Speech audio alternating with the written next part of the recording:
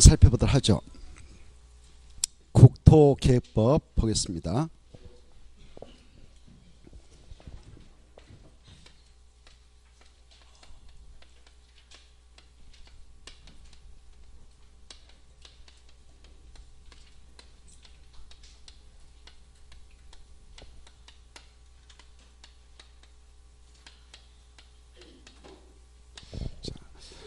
기존에 와 계신 분들은 지금 몇 바퀴죠? 세 바퀴. 뭐 세 바퀴째면 뭐 할 것도 없겠네.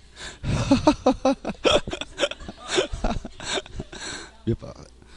11월 달부터 와 계신 분들은 지금 11월, 12월, 1월, 2월, 3월, 4월. 와, 벌써 지금 시험 받아 하시겠네요. 그렇죠. 자, 공부가 많이 됐어도 좀 참으면서 너무 자세히도 그런가 보다 하면서 잠이 오면 주무시면서 이렇게 자, 먼저 국토계획법 이제 바로 우리가 삼순환이나 됐죠. 지금 삼순환제죠. 그래서 이제 계략적인 내용 한번 생각해 보겠습니다. 이 국토계획법 내용을 한번 계략적으로 한번 살펴보고 이제 본격적으로 진도나겠는데, 가장 먼저 이 법에서는 재정 목적이 가장 먼저 나와요. 하나의 법률을 만들 때는 이러이러한 내용을 정해서 이 목적을 달성하겠다라고 목적을 항상 1조에서 선언 규정하고 있습니다. 그래서 재정 목적을 일단 보기를 하고, 두 번째, 이 하나의 법을 만들 때는 여러 가지 용어를 조합해서 만드는데, 이 법에 나오는 용어 중 중요한 용어를 추려서 법을 만들 때 뜻을 규정해 놓고 있습니다. 그걸 용어의 정의, 용어 뜻 해서 21개 용어 뜻이 나와요. 이 용어 뜻은 꼭 시험에 나오는데 이 용어 뜻을 모르고는 본론으로 들어갈 수 없습니다. 그래서 여러분께서는 21개 용어 딱 보고 쫙 나오도록 공부를 하셔야 된다. 이미 공부가 되신 분들은 다 알 거예요. 그렇죠? 자, 그러나 이따 우리가 다시 볼 겁니다. 그 다음에 이제 세 번째, 이 법은 먼저 이 국토인 토지를 이용할 때 미리 토지이용 계획을 수립하겠다 해서 계획을 수립해서 이용을 하도록 규제하겠다 해서 계획이 가장 먼저 나옵니다. 그 계획은 행정청에서 수립하게 되는데 그 계획을 모두 다 행정계획 그래요. 그리고 수립되는 공간은 토지입니다. 그래서 토지 이용 계획을 성립을 했는데 이 계획의 체계들을 생각하면서 공부하셔야 돼요. 그래, 가장 먼저 국가계획이라는 게 나오고요.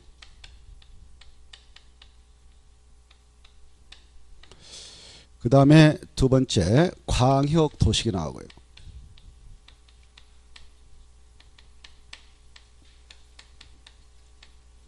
세 번째 도시군계획이 나옵니다.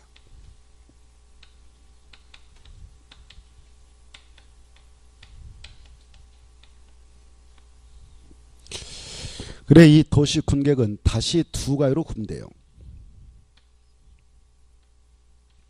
무엇과 무엇으로 구분될까요?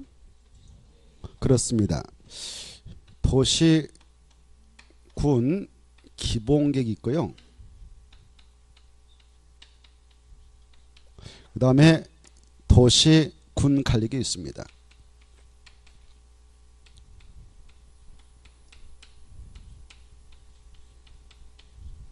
이렇게.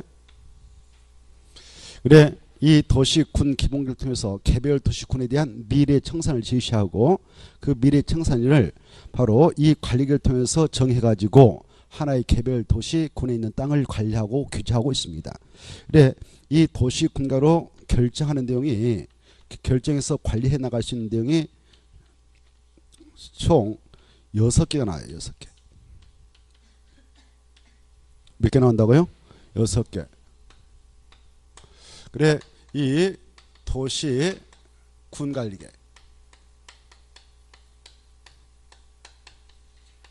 이 계획을 통해서 개별 도시에 있는 땅, 군에 있는 땅을 대상으로 해서 개발할 것, 정비할 것, 보존할 것을 결정해서 그 공간을 관리하고 있는데, 이걸로 결정할 수 있는 내용이 6가지가 있는데요. 6가지 무엇이냐?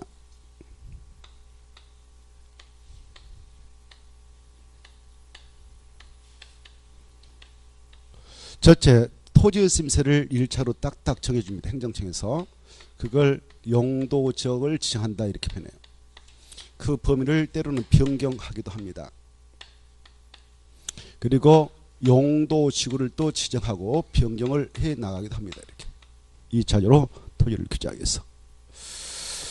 그 다음에 3차적으로 토지를 이용 규제하기 위해서 용도구역을 지정하고 변경해요. 용도구역은 개발제한구역, 시가화 조정구역, 수산자원 보호구역, 도시 자연 공구역이 있고요. 이것들을 우리의 토지에 따라 지정하고 변경을 해 나가게 되는데 그때는 다 무슨 계획으로 결정하는가? 도시 군 가율로 결정해서 하는 겁니다. 그 다음에 이 입지규제에 최소규라는 게 있어요. 이것도 용도인데 어느 지역에 공간을 개발할 때 규제를 최소화시켜서 시급하게 그 도시를 정비해 나갈 필요가 있다. 재생시킬 필요가 있다. 그때 지정을 해 나가는 것이 입지 규제 최소 구역인데 이것도 용도의 일종입니다. 이걸 지정하고 변경 할 때도 도시군가로 결정하고요. 이 구역에 대하여 개발 정비를 하기 위한 구체적인 계획을 확정 고시하는데 그 계획을 입지 규제 최소 구역 계획이라 해요. 이 구역을 대상으로 해서 수립되는 입지규제 최소 구역을 만들 때도 최종 결정은 도시군가로 결정을 해주는 겁니다. 그 다음에 이 도시 군 쪽의 공간을 우리가 이용하게 될 때 이게 없으면 이용하기 힘들죠. 사회적 기반시설이 쫙 설치되어 있어야 되겠죠. 도로, 상하수도 등등 이런 것들을 기반시설 하는데 기반시설 설치, 정비 또는 개량 이걸 할 때도 도시군가로 결정합니다. 그 다음에 이 새로운 도시를 쾌적하게 조성한다. 이걸 도시개발사업을 하는데 이런 도시개발사업이라든가 기존의 도시를 깨끗하게 정비할 때 정비사업을 한다 그러는데 이런 사업을 하게 될 때도 다 무슨 계획으로 결정해서 하느냐? 도시 군 관리로 결정해서 하는 겁니다. 그리고 모 지역을 보다 구체적이고 상세하게 개발과 정비를 통해서 조성해 나가고자 한다 라고 할 때 지정하는 구역이 있는데 그 구역을 지구 단위 계획 구역이라 하고요. 이걸 지정하고 변경할 때도 역시 도시군가로 결정하고요. 이 구역에 대하여 구체적이고 상세한 개발 정비를 하기 위한 계획을 만들어서 결정 고시하는데 그걸 지구 단위 계획이라 합니다. 이 지구 단위 계획은 이 장소에 대해서 만들어지고요. 이 계획은 이 장소를 대해서 만들어진다 이렇게 하십시오. 알겠죠? 자, 이런 내용을 우리네 토지에 따라 결정하고 나서 바로 결정된 토지가 여기까지다라고 도면을 만들어서 고시합니다. 그 도면을 뭐라고 할까요? 지형도면 그래요. 그래 지형도면을 작성해서 고시를 합니다. 그래서 우리는 이러한 내용을 이제 쭉 우리가 공부를 할 거예요. 여러 가지 행정계획을 공부할 것이고 도시군가로 결정하는 내용을 쭉 공부를 할 것이고 그 다음에 무엇도 공부한다고요? 지형도면의 작성고시도 공부를 할 예정입니다. 그 다음에 여기에서 말하는 용도지역, 용도지구에 대하여 우리가 또 상세히 공부를 합니다. 그래 이 국토개법령상 도시군가로 결정해 나가게 되는 내용인 용도지역이 뭔가? 이것은 또 누가 어떤 목적을 가지고 지정하고 지정했게 되면 어떠한 건축행위 가지는가? 그리고 제한된 건축물을 건축할 때 적용되는 건폐 용적은 얼마를 허용하는가? 이런 것들을 국토개법에서 볼 예정입니다. 이때 용도지역, 도시군가로 결정하는 내용인 용도지역이라고 하는 것은 전 국토를 대상으로 해서 크게 도시지역, 그 다음에 관리지역, 그 다음에 농림지역, 그리고 자연환경 보존지역,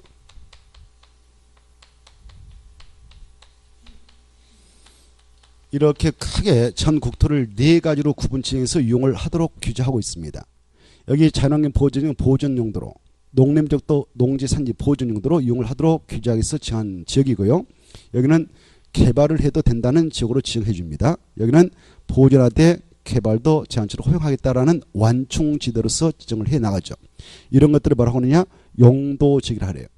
이런 것들을 지정할 때는 다 무슨 계획으로 결정해서 하는가? 도시 군관리계. 그래서 여러분께서는 이 용도지역을 이렇게만 기억해서는 안 되고 이렇게 확대할 줄도 아셔야 된다. 그래 저기서 말하는 용도지구 종류는 이런 것들을 말한다 이렇게 하셔야 돼요. 그 다음에 이 도시지역에 있는 땅은 토지는 다시 바로 세분해서 이용하도록 세분을 해서 지역을 지으는데 그 지역 주택용으로 이용해라 주거지역 가늘세 나눌 뿐. 그래 도시역은 다시 주거적으로 그 다음에 상업적으로 또 뭐가 있나요? 공업적으로. 그 다음에 자, 이 세 가지 지역의 땅들은 주택, 상가, 공장, 건축에서 개발해도 된다라는 개발용도 지역이다 이렇게 머릿속에 각인돼 있어야 되고요. 규제가 대폭 완화됩니다. 개발해도 된다라고 지정을 해주니까. 그리고 이 도시에 있는 땅 다 개발하면 삭막해서 우리 도심들 숨막혀서 못 사니까 보존용도로 쓰도록 하기 위해서 이 지역을 지어서 바로 확보하고 있습니다. 그 지역을 녹지를 한다. 그래 도시역은 다시 네 가지로 쓰면 되는데 네 가지 뭐냐? 주상공 녹이다 이렇게 하시고 그 다음에 관리역도 다시 세 가지로 쓰면 됩니다. 세 가지가 뭐뭐 있을까요? 보전 관리지역 그 다음에 생산 관리지역 그 다음에 계획 관리지역 이렇게 세 가지로 세분입니다. 이것은 세분이 안 됩니다. 오케이? 자, 그 다음에 이 주거지역은 다시 또 그 쓰임새를 잘게 세분해 주는데 전용 주거지역, 일반 주거지역, 그 다음에 준 주거지역 이렇게 세분해 주고요. 전용 주거 다시 세분해 줍니다. 1종, 2종. 일반 주거지역 다시 세분해 줍니다. 1종, 2종, 3종까지. 준 주거지역은 세분될까 안 될까요? 아니 됩니다. 주무시구만요. 주무셔도 괜찮아요. 자, 그래. 그 다음에 상업적은 뭐뭐서 세분될까요? 중심 상업적. 그 다음에 일반 상업적. 그 다음에 유통 상업적. 그 다음에 근린 상업적. 이렇게 몇 가지로 세분되는가? 네 가지. 공업적은 다시 세 가지로 세분되는데 전용 공업적, 일반 공업적, 준공업적으로 세분이 되는 겁니다. 이렇게. 녹적 다시 세 가지로 세분합니다. 세 가지 뭐뭐 있을까요? 보전 녹지, 그 다음에 생산 녹지, 그 다음에 자연 녹지죠. 이렇게. 자, 여기에서 말하는 용도적은 이게 전부다. 여기까지 여러분은 확대해서 알고 계셔야 돼요. 이런 것들을 지정할 때는 무슨 격으로 결정해서 하는가? 도시 군가로 결정하기 때문에 도시 군관리의 내용이다 이렇게 표현하니까 여기까지 여러분은 확대해서 하셔야 돼요. 그래 이런 것들을 지정해 놓으면 각각 그 지역 안에 토지에서는 허용되는 건축물로 건축제한이 있게 됩니다. 그래 그걸 용도지역별 건축물로 건축제한이 있게 되는데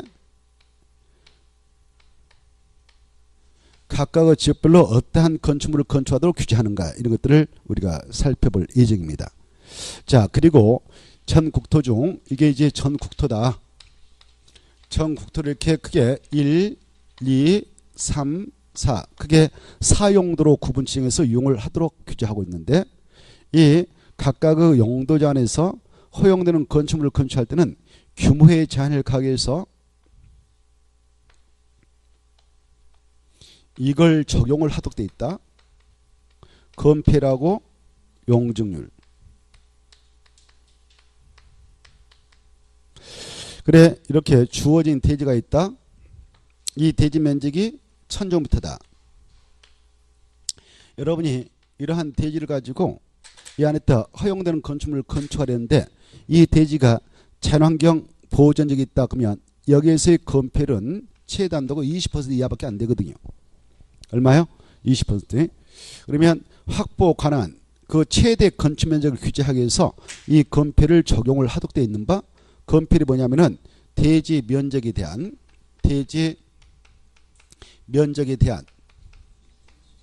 뭐예요?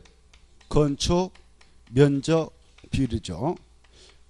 그래 이 건폐율 적용을 통해서 주어진 대지 안에서 확보 관한 최대 건축 면적의 크기를 규제하겠다는 건데요. 이때 이 대지의 건폐율을 채둔다가 20% 이하다라고 한다면 확보 관한 최대 건축 면적은 얼마까지만 가능하냐? 바로 200제곱미터까지만 가능하다. 이걸 초과하면 안 된다 그 말이에요. 그래 1000중 800은 빈 땅인 공규로 그냥 나눠야 되는 겁니다. 여기에다 더 건축물을 건축하겠다라고 이렇게 뭐 50제곱미터 건축물을 확보한다 그러면 건폐율을 초과해서 위반 건축물이 되도록 하죠. 이렇게. 그래 건폐율은 대지 안에서 확보 관한 무슨 면적 크기를 규제하기 위해서 적용하고 있는가? 건폐율은 건축 면적 이렇게 알겠죠? 이러한 건폐율은 용도 지역별로 각각 상이하다. 이걸 우리가 공부를 해요. 그래 개발 용도의 지역인 주거적과 관련해서 전용 주거적은 일종 2종 다 50%까지 인정해요. 이렇게 최대한도로. 알겠죠? 일반 1종은 60%까지 최대한도. 3종은 50% 이하까지. 준주거적은 70% 이하까지. 그래 이와 같이 건폐율을 많이 인정하고 있으면 건축 면적이 커지죠. 그래서 토지 용도가 높아지죠. 그래서 땅값도 비싸게 형성된다. 이렇게 하는 거죠. 그 다음에 이 중심 상업적은 얼마까지 봐주냐? 90. 일반 상업적은요? 80. 유통 상업적 80. 근린 상업적은요? 70. 자, 이런 것들 우리가 공부를 하고 있지 않습니까? 지금. 자, 그래 보시다시피 중심 상업적은 건폐율을 채운다고 90% 인정되니까 여러분이 이 대지 중심 상업적을 가지고 있다 그러면 건축 면적 얼마까지 확보할 수 있나요? 900까지 확보할 수 있어요. 900까지. 알겠죠? 900까지. 그리고 땅값이 가장 비싸게 형성되는 거죠. 그 다음에 전용 공업적 70, 일반 공업적 70, 준공업적 70% 이하. 보존, 생산, 자연옥시는 다 얼마밖에 안 될까요? 20, 20% 이하밖에 안 돼요. 그래서 땅값이 쌀 수밖에 없죠. 그래 보존을 좀 하자는 땅은 건폐율을 적게 인정하고 개발을 많이 해도 된다라는 땅은 건폐율을 많이 인정을 해주고 있다. 그 다음에 이 녹지역 밑에 보존 생산 계획과죠. 여기는 얼마 인정할까요? 20, 20 여기는 40. 그 다음에 여기는 20 여기는 20이렇게. 그리고요 여기 이쪽에 있는 땅 이쪽은 도시역 내에 있는 땅이라 하고 이쪽 밑에 있는 땅은 도시역 예허직이라 한다 이렇게 하셔야 돼요. 도시역 예허직 하면 보생계 관리적하고 농림적 자연환경 본인으로 한다. 도시역 예허지역 알겠죠? 그리고 도시역 밖지역 비도시를 한다 이렇게 알아두십시오. 그 다음에 이 건폐율뿐만 아니라 용적률도 또 적용토록 규제하고 있거든요. 용적률이 뭐냐면은 이제 건축 면적 확보해가지고 층층 올릴 수 있는 바닥 면적 합계, 각층 바닥 면적 합계를 규제하기 위해서 용적률을 바로 적용해 나가도록 하고 있는데 용적률은 바로 주어진 대지 속에서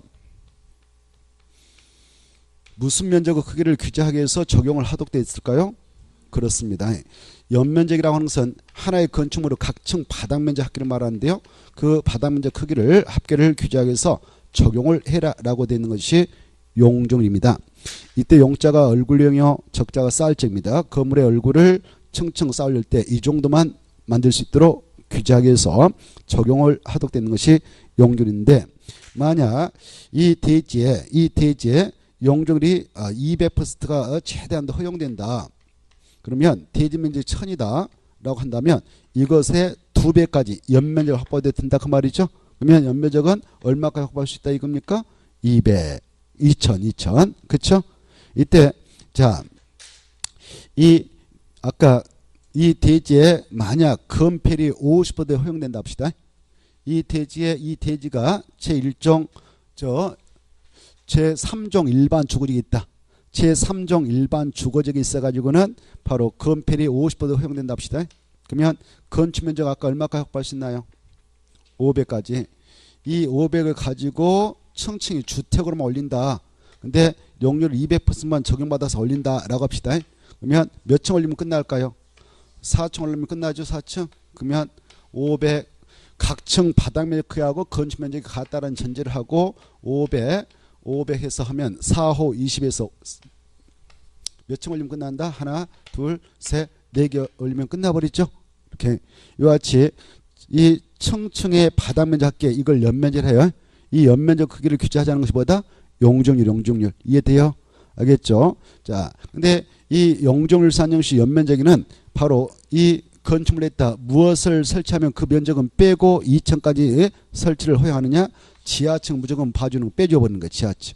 지상 부속용 주차장이 있다면 그것도 빼줘버리는 거예요. 그 다음에 피나 안전구 있다면 그것도 빼줘버리는 거예요. 대평원 있다면 그것도 빼주는 거예요. 그래 이걸 제하고 2층까지 확보를 하고 있다. 이렇게. 그래 이 용적률도 용도지별로 각각 상이하다. 이걸 우리가 앞으로 체크하면서 갈 거예요. 자, 그래 제1종 전용 주거적 제1종 전용 주거적은 최대한들 100까지 인정하고 있어요. 100%. 그 다음에 50 더해줘. 이렇게.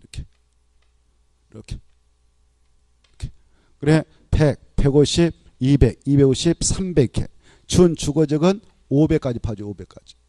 그리고 자 여기 상업적은 중심은 1500까지 봐줘요. 엄청 많이 봐주죠. 그 다음 마이너스 200 하면 1300. 여기 마이너스 200 하면 1100. 여기 마이너스 200 하면 900 이렇게 최대한도 이렇게 많이 인정한단 말이에요. 그 다음에 전용 공업적은 최대한도가 바로 300. 플러스 50 하면 350. 플러스 50 하면 400. 이렇게. 그 다음에 보존 녹지역은 얼마만 봐주냐? 80. 여기 생산 녹지, 자연 녹지 최대 100백을 이렇게 허용하고 있어요. 그 다음에 보존 관리지역은 80. 생산 관리지역도 80. 계획 관리지역 최대 얼마까지 봐주냐? 100까지요. 그리고 농림지역은 80. 그리고 여기 또 80. 그래 이 보존을 좀 세게 하자는 지역은 건폐율을 적게 인정하고 건물을 크게 져서 이용해도 된다는 지역은 건폐율을 동시에 많이 인정해주고 있죠. 어느 지역의 땅값이 가장 비싸냐면은 중심 상업지역이 가장 비싸요. 건폐율도 90%나 인정하죠.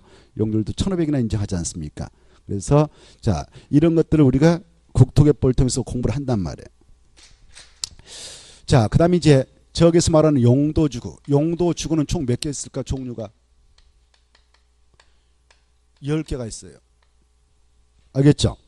그래 10개를 여러분께서는 습득하도록 하셔야 돼요. 이미 삼순환제 지금 접어들고 계신 분들은 다 알고 계실 거예요. 그렇죠? 그래 삼순환제 들어가신 분들은 뭐 열심히 하고 계시니까 아실 건데 처음으로 오신 분도 있으리라 생각하고 10개가 경미고, 방방보시, 시계트 이렇게 10개가 있어요. 이게 아니면 용도주가 아니에요. 알겠죠? 여러분은 이 명칭을 하나하나 습득해야 여러분 것이 되도록 해야 합니다. 이때 경이 뭐예요? 경관지구. 미는 미관지구. 고는 고도지구. 방은 방화지구, 방제지구, 보존지구, 시설 보호지구. 그 다음에 취락지구. 개발 뭘까요? 촉진지구일까요? 진흥지구일까요? 진흥지구. 개발 촉진지구는 다른 법에 따라 지정해요.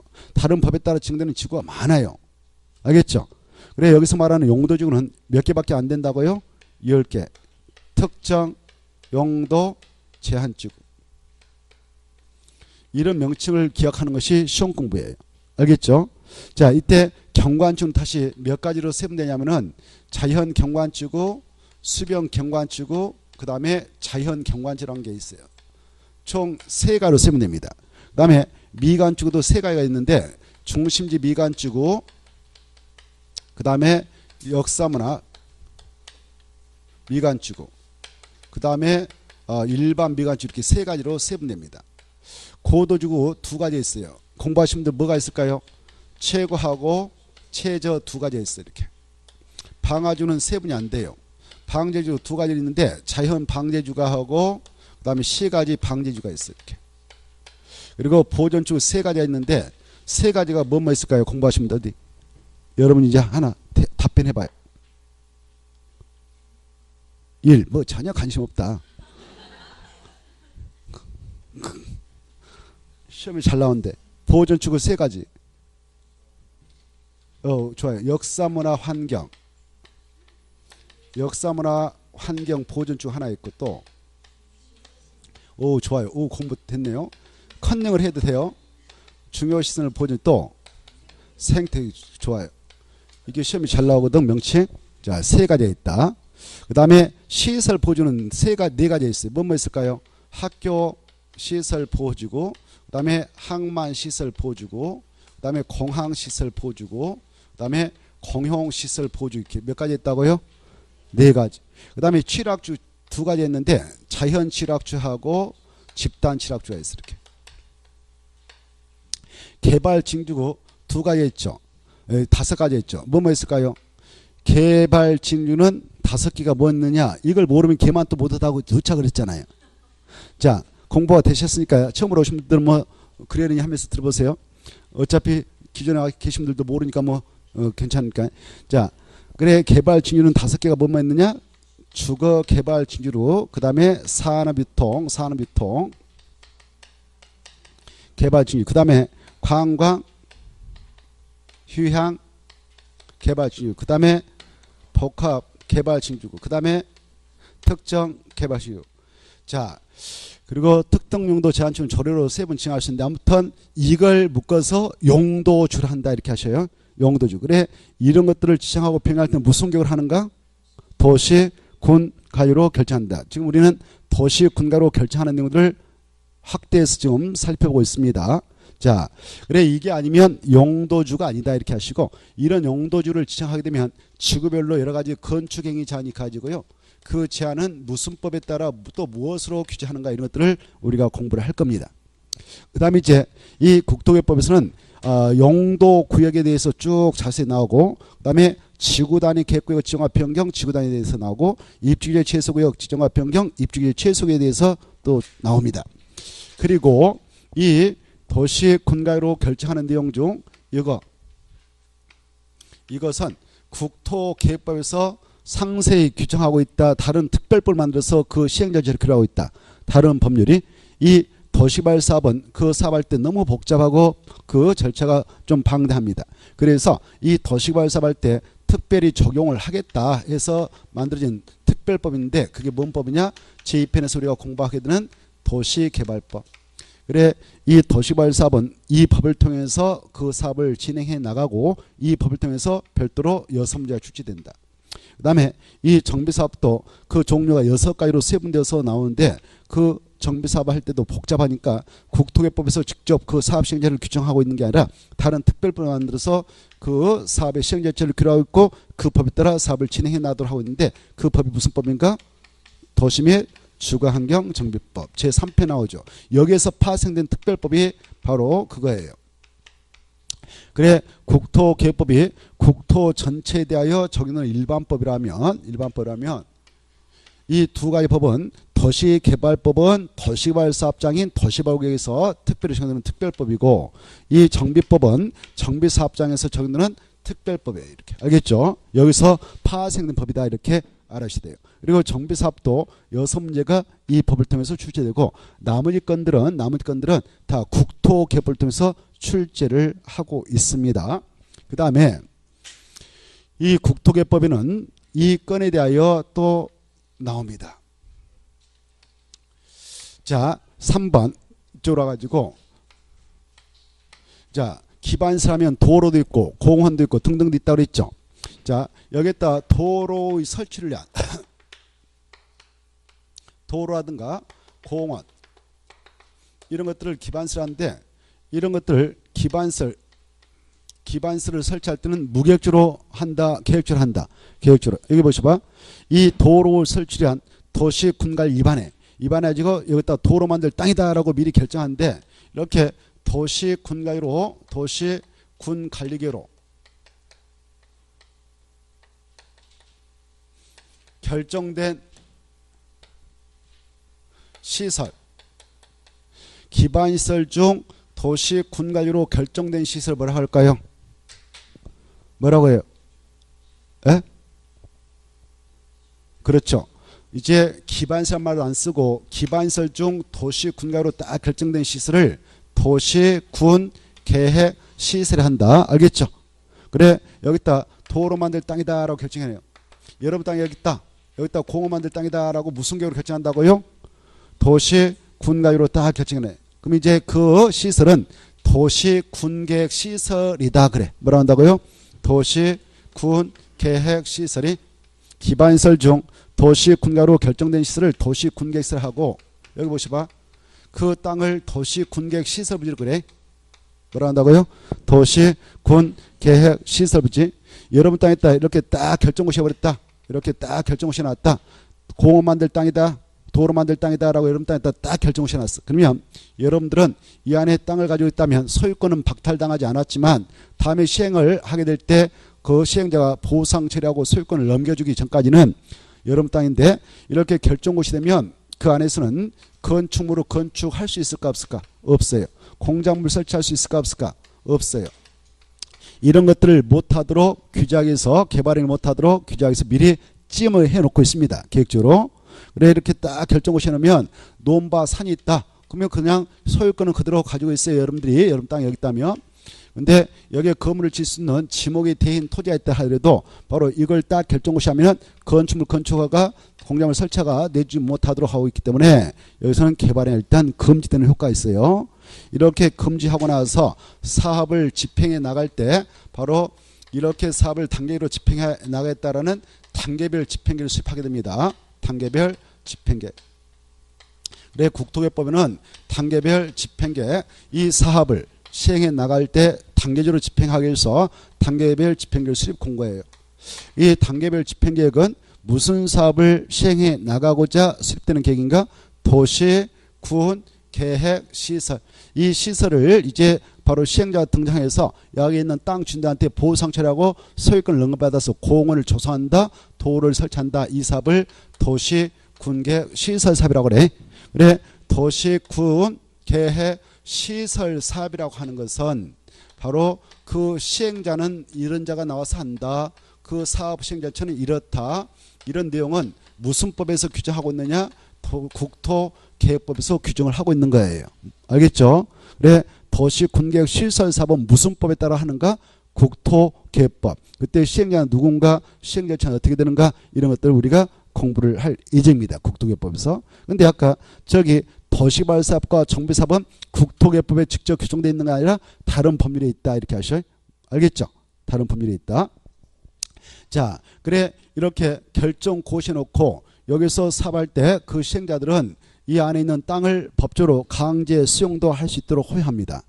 근데 이 보상을 해야만이 소유권을 넘겨받을 수 있는데, 시행자가 공원 조성하는 시행자, 도로 설치하는 사업 시행자가 이때 보상금이 준비되어 있지 않다. 그러면 사업을 진행할 수가 없는 겁니다. 그래 방치를 할 수밖에 없는데요. 이렇게 도시 군계획 시설정 고시해놓고 바로 이 사업을 하지 않았다. 이 사업을 하지 않았다. 그러기를 10년 지나버렸다. 10년 지났다. 그랬을 때 그 부지를 장기 미집행 도시 군계획 시설이라고 그래. 뭐라 한다고요? 장기 미집행 도시 군계획 시설이라 하는데, 여러분이 이 안에 땅을 가지고 있는 그런 분이다. 그런데 건축물을 건축할 수 있는 지목이 대인 토지가 있음에도 불구하고 지금 규제를 받고 있다. 그랬을 때는 사적으로 그 땅을 팔아먹을 수 없겠다 싶을 때는 이렇게 장기 미집행 도시 군계획 시설 부지가 되었을 때 내 땅 좀 사주세요라고 법에 규정되어 있는 자에게 이걸 할 수 있도록 허용합니다. 이걸 매수 청구제도로 해요. 알겠죠? 뭘 한다고요? 매수 몇 년 동안 사업하지 않으면요. 10년. 이렇게 이때 매수 청구는 이러한 절차에 의해서 이루어진다. 이런 것들을 이 법을 통해서 공부할 것이고, 또 이렇게 장기 미집행 도시 군계획 시설 부지를 관리하고 있는 지자체장, 특광 특특시장수, 이 지자체장은 이 건에 대하여 바로 그 지역의 대표기구인 지방의회에게 그 현황을 법적으로 보고를 하게 돼 있다. 보고. 그리고 이 지방에서 야 사업하기 싫으면 그 지역민들 재산세 막대한 제한을 받고 있으니까 풀어줘라. 이걸 해제해줘라 라고 해제 권고할 수 있는 규정을 두고 있습니다. 그리고 이 안에 있는 토지 소유자 때로는 이렇게 10년 동안 방치하고 있다면 이것 좀 풀어주게 한 계획 좀 만들어주세요 라고 해제를 신청할 수 있도록 허용합니다. 토지 소유자에게.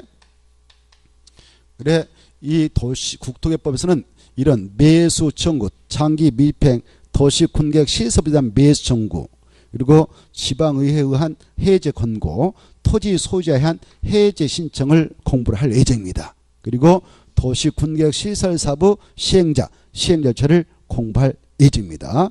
이런 것들을 공부할 것이고, 그 다음에 이제 국토개법상 또 국토훼손을 억제하기 위해서 우리네 땅에다 우리가 개발행할 때는 규제를 하겠다라는 개발행위 허가제를 공부해요.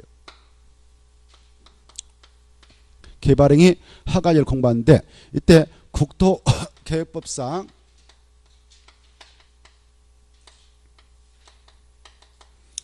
허가를 받아야 할 개발행위를 6가지로 설정하고 있어요. 6가지. 몇 가지가 있다고요? 6가지.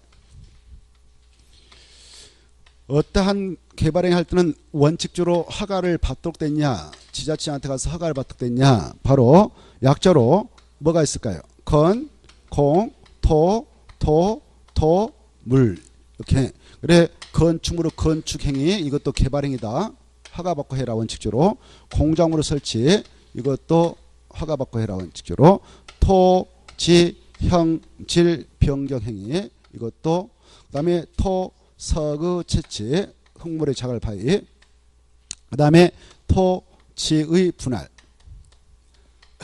그 다음에 물건을 쌓아둔 행위. 이렇게 6가지를 개발행위로 설정해 놓고 이런 것들을 할 때는 허가받고 하세요라고 하고 있어요. 그래, 이때 이 개발행위 허가 대상 중 이 4가지는 공사 끝났다면 허가권자한테 가서 검사도 받아라라는 내용을 공부합니다. 이걸 뭐라 할까요? 준공 검사를 받는다 그래. 알겠죠? 근데 이것은 중검사 받을 필요 없다 이런 것도 공부해요. 자, 잘 봐봐요. 국토 전체에 대하여 개발행할 때 규정에서 국토개법상 허가 받도록 하고 있습니다. 개발행 허가. 이 허가 대상인 개발행위 중 이 건축물의 건축, 일정한 공작물 설치, 이 건에 대하여 특별히 규제를 하겠다라는 바로 특별법이 있어요. 개발행위를 규제하는 것과 관련해서 개발행위 6가지 이것을 일반적으로 규제하기 위해서 국토개법상 개발행위 허가제가 있단 말이에요. 이렇게 개발행위 일반에 대해서 6가지를 다 규제하자는 법, 이런 국토개법상 개발행위 허가제를 일반법에 한 허가제 이렇게 할 수 있어요. 이 개발행위 중 이 2가지 건에 한해서 특별히 적용해서 규제하겠다라는 법이 있는데 그 법이 무슨 법이냐? 뭔 법이 있을까요? 오, 대단하시요. 건축법. 여기서 파생된 거예요. 여기서 파생됐다 이렇게 하셔요. 연결이 잘 돼야 돼. 이해돼요? 그래, 이 허가 받아야 할 경우 건축물 건축 공작물 설치를 하게 될 때 국토협상 허가를 받아야 할 경우 허가받기 위한 서류를 다 준비해서 그 건축부로 가는 거예요.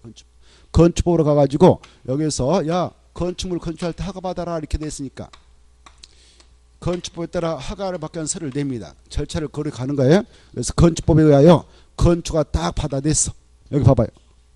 건축법상 건축허가를 받았다. 그러면 이것은 개발행위를 규제하는 법과 관련해서 이게 일반법이라면 6가지 다 규제하는 일반법이라면 이것은 이 건에 대해서 특별히 규제하는 특별법적 위치를 차지하고 있어요. 이 건에 대하여 특별히 이걸 우선 적용해서 나가겠다 해서 이 법이 존재하거든. 그러면 건축물을 건축했다는 건축허가를 건축법에 따라 받아냈어. 여러분 이렇게 건축할 수 있는 허가를 받아냈어. 건축법에 따라. 그렇다면 국토협상 또 개발행 허가를 받아야 될까? 받은 걸로 간주를 해버릴까?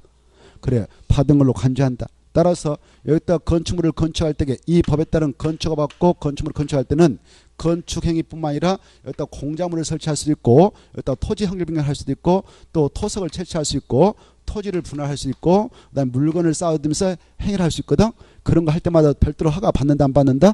안 받아요. 그래, 건축법상 건축물을 건축했다는 건축허가를 받았다면 국토개법상 개발행 허가를 받은 거 간주한다. 이렇게 하셔. 이해되죠? 근데 반대로 국토협상 개발행 허가 받으면 건축법상 건축 허가를 받은 건다. 그럼 맞을까 틀릴까?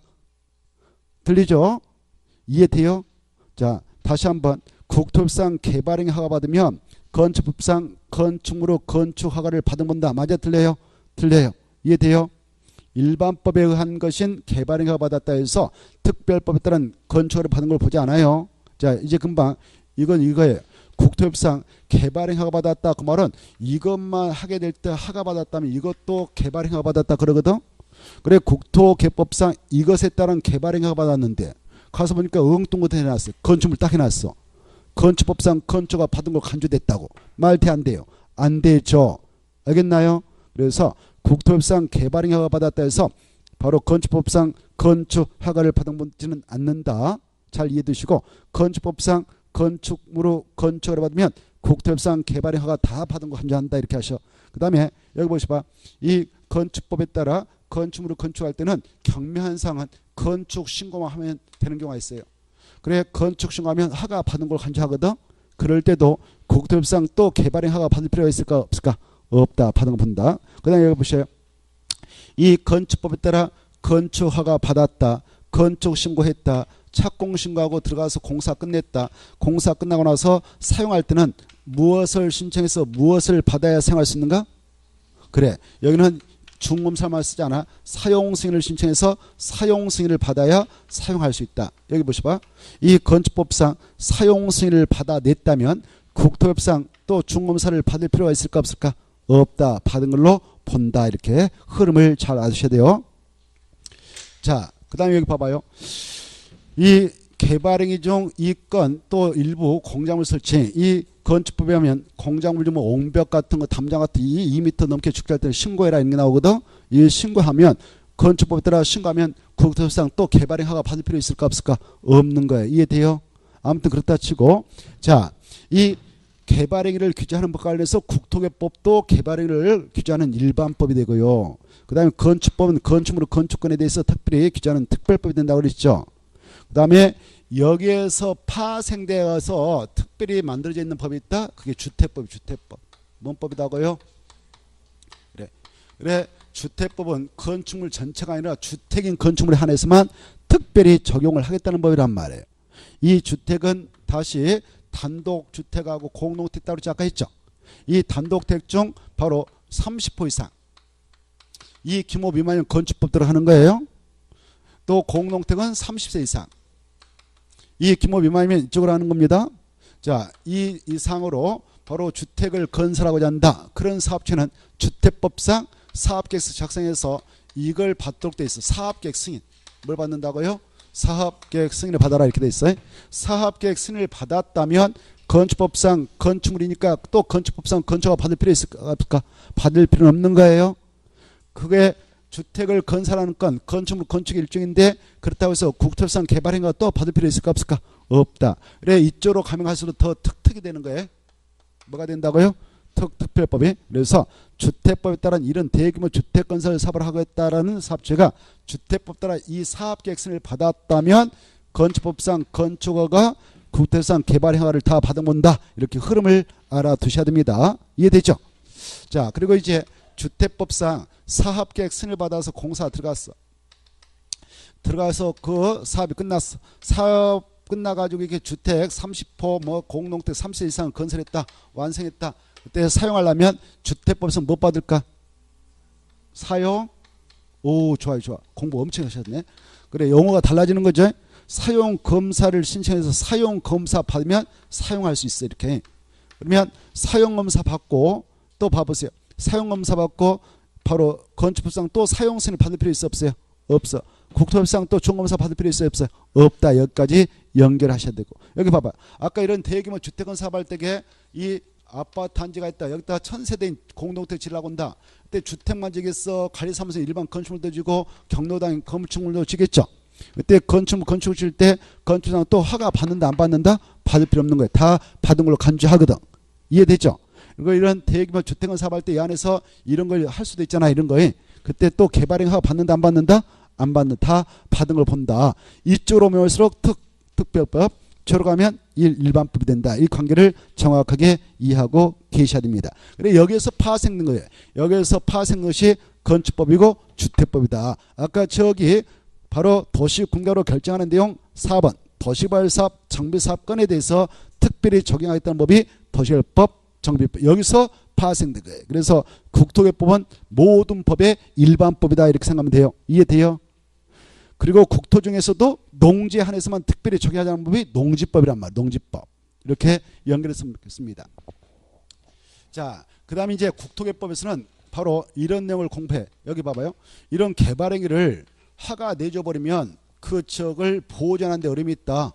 그리고 그 척을 계획적으로 조성하는 데 어려움이 있다. 그때는 여기는 당분간 하가 받아갈 수 없는 장소입니다라고 개발행위 허가를 제한할 수 있는 규정을 두고 있습니다. 개발행위 허가 당분간 3년 동안 허가 못 받아간다. 당분간 최장 5년 동안 허가 못 받아간다. 이렇게 막을 수 있는 장치를 두고 있는데 그걸 뭐라고 한다고요? 개발행위 허가 제한조도를 합니다. 자, 그 다음에 이제 국토개법에서는 또 어떤 내용을 우리가 공부하느냐. 자, 이 개발행위가 모척에 있게 됨으로써 대표로 건축물의 건축인 개발행위가 있게 됨으로써 그 지역에 도로, 수도, 하수, 학교 같은 기반시설이 부족이 예상된다. 그럴 때 지정해서 그 지역의 개발 밀도를 바로 관리해 나가도록 하는 구역으로서 지정되는 게 있는데 그게 뭐가 있느냐? 개발 밀도 관리라는 게 있어요.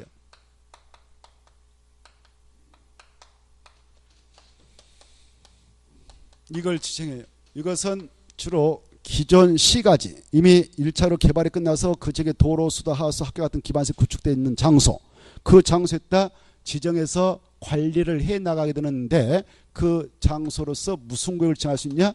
개발 밀도 관리를 지정한다.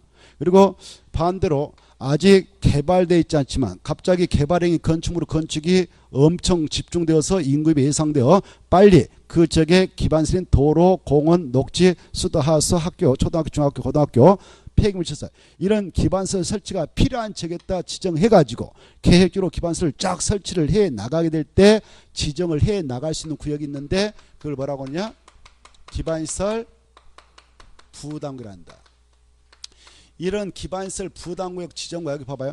지정과 관련해서 이것은 용도구역일까 아닐까? 아니다. 아까 용도구역은 저기 있었잖아요. 그래 이건 절대 용도가 아니고 이것은 도시군가로 결정하는 내용이다 아니다? 아니다. 이게 중요해요. 알겠죠? 도시군가로 결정하는 내용은 아까 저기 6가지 있었죠. 거기에는 이거 포함되지 않는다. 그리고 이 개발 밀도 지정과 기반시설 부담구역 지정은 무슨 법에 근거해야 하는가? 지금 우리가 무슨 법을 공부하고 있나요? 국토계획법을 공부하고 있죠. 국토계획법에 따라 지정을 하게 된다 이렇게 하시고 그리고 이 기반시설 부담구역을 딱 정하셨다면 그 구역에 필요한 기반시설 이렇게 설치해 나가고 비용은 이 정도 들어간다라는 계획을 수립해서 고시한데 그걸 뭐라고 하냐? 기반시설 설치 계획이라고 그래. 뭐라고 한다고요? 기반시설 설치 계획 수립해. 여기 봐봐요. 기반시설 설치 계획을 이 구역 지정시로부터 몇 년에 하게 되냐면은 1년에 하게 됐단 말이에요. 몇 년이요? 1년. 그래 만약 1년에 하지 않으면 이 구역은 해제가 간주됩니다. 그리고 자, 이 기반시설 설치 계획을 수립해 가지고 행정청인 지자체장들이 이 계획에 맞게 그 지역에 필요한 여기 기반시설 부담을 기청했다면 그 지역에다 도로, 공원 싹 설치해 준단 말이에요. 이렇게 상하수 다 깔아주고 이렇게 하고 나서 우리 민간인들이 여기 들어가서 건물을 신축하고 증축한다. 그럴 때 바로 이 지역에 필요한 기반시설 설치하고 용접할 때 보태 쓰기 위해서 우리 민간에게 부담시켜서 받아가는 돈이 있죠. 그 돈을 뭐라고 할까?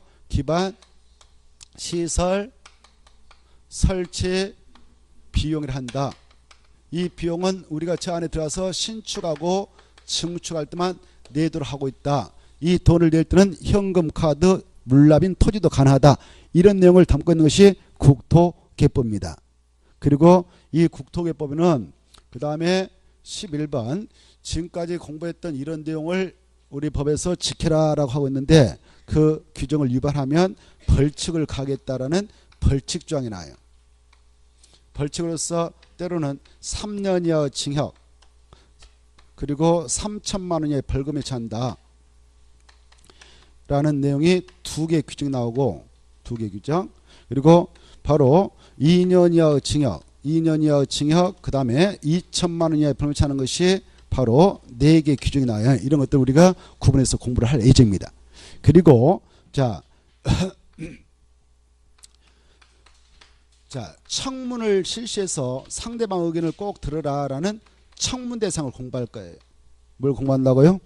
청문 대상이 바로 여러분 봐봐. 여러분이 개발행 허가 받아갔는데 이 허가를 취소하려고 그래. 그때는 청문을 꼭 실시하게 돼 있어요. 알겠죠? 그리고 이 사업을 하게 되는 시행자 실시계획 인가를 받아서 사업을 하는데 인가 취소를 해버리면 사업시행권 박탈당하거든. 이거 취소하더라도 인가받아라 이렇게 하고 있고, 그리고 시행자 중 행정청이 아닌 비행정청자가 시행료를 지정받았는데 그 시행자 지정을 취소하려고 한다. 그때도 청문을 실시하라는 청문 대상을 3개를 공부할 거예요. 그래 국토개법은 이렇게 생겼다 이렇게 하십시오. 이 내용을 우리가 쭉 앞으로 상세히 정리를 해 나갈 예정입니다. 알겠나요? 자, 여러분들도 이렇게 크게 한번 내다보고 세세하게 들어갈 수 있는 능력을 길러야 된다. 이렇게 됐죠? 자, 그러면 잠시 쉬었다가 이제 여기서부터 빠른 속도로 나가도록 하겠습니다. 이렇게 쉬었다.